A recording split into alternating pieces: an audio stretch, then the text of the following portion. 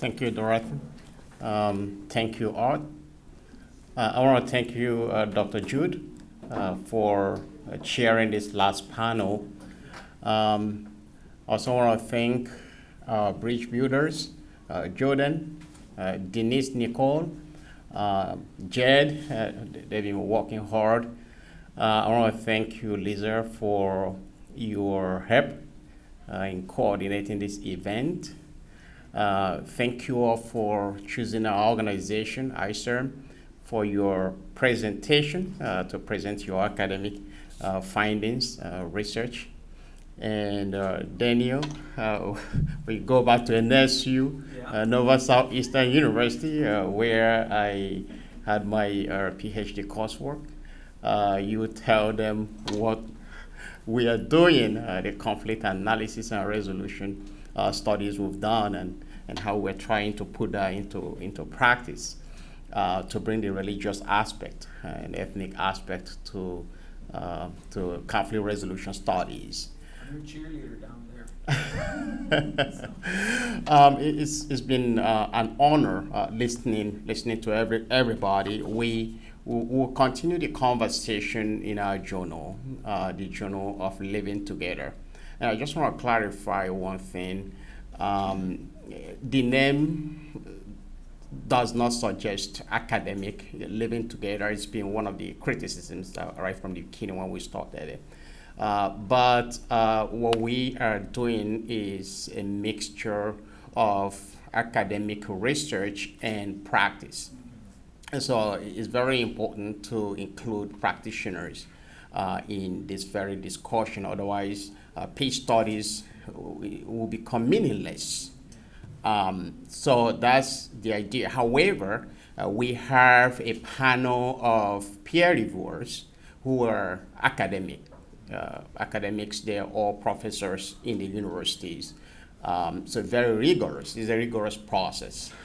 Art will tell you he's reviewed some papers in the past. So it's very rigorous process. So you go back and revise your papers and resubmit them. We're going to send you an email to tell you the date, deadline for resubmission of your papers, and your papers will be assigned to an expert in your field who will carefully review your paper, and a feedback, an update will be sent to you based on the reviews from the reviewer. And then if your paper is recommended, then you have to revise your paper again based on the feedback you receive and resubmit it following the APA format that we use. So that information will be sent to you. Next year, we are hoping, as Dorothy said, to have the conference here. We'll continue that discussion and the partnership. But we think that probably this year the topic is very narrow. Ethno-religious conflict and economic growth. Is there a correlation? So it's very narrow, and the way it was designed, folks, researchers, practitioners, academics thought it's more or less quantitative analysis. So probably that's why we don't have as many presentations as we expected, anticipated. But we did have a lot of presentations and great papers. So next year we're going to expand it, and the theme is ethnic, racial, and religious conflicts globally. Analysis, research, and resolution. So we will look at that next year. The call for papers will be sent out. And we'll hope to get as many papers, great papers as possible.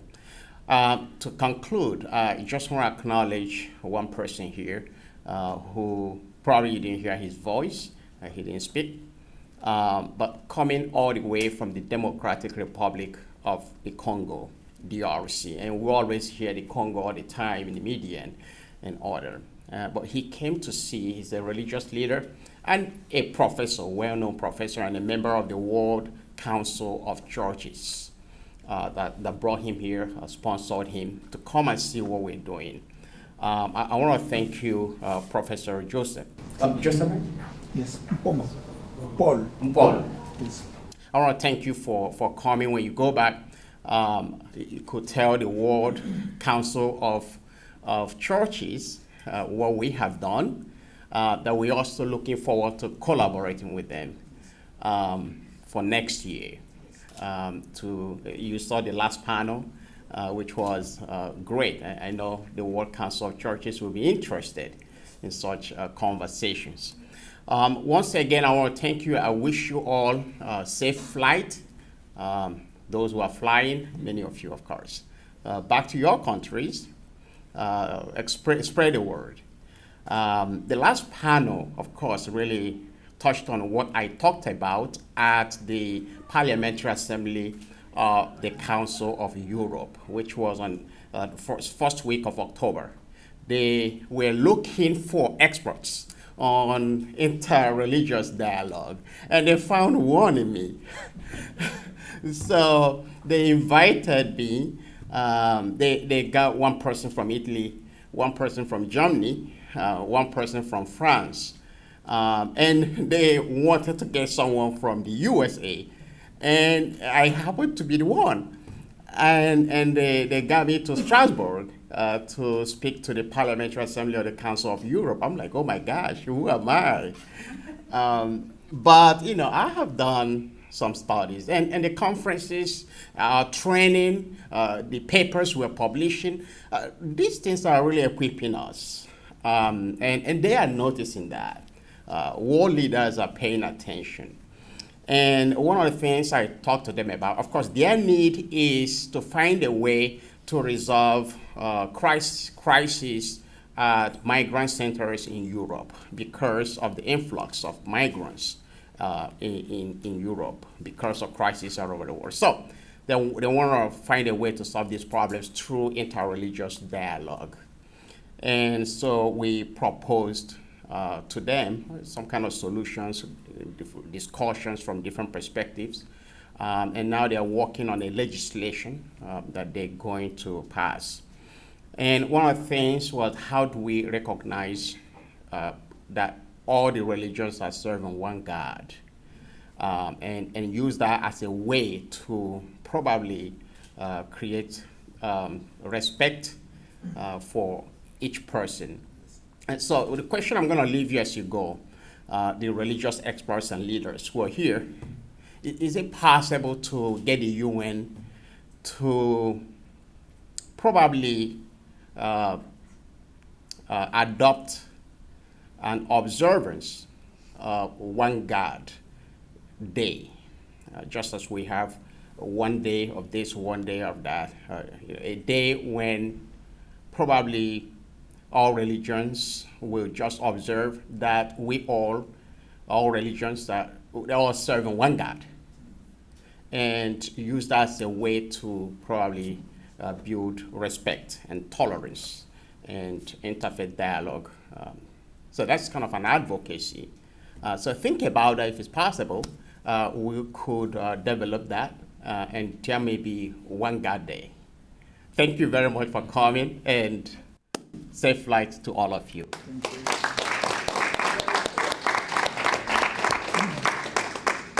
Basil, I just want to say one thing. I know you have expressed an interest in hosting the conference here next year, and I know Dorothy has expressed an interest, and Art has expressed an interest, and I can say with great certainty that Mercy College, will be happy to host the conference here again next year, and we can talk about dates and work things out. Thank you very much.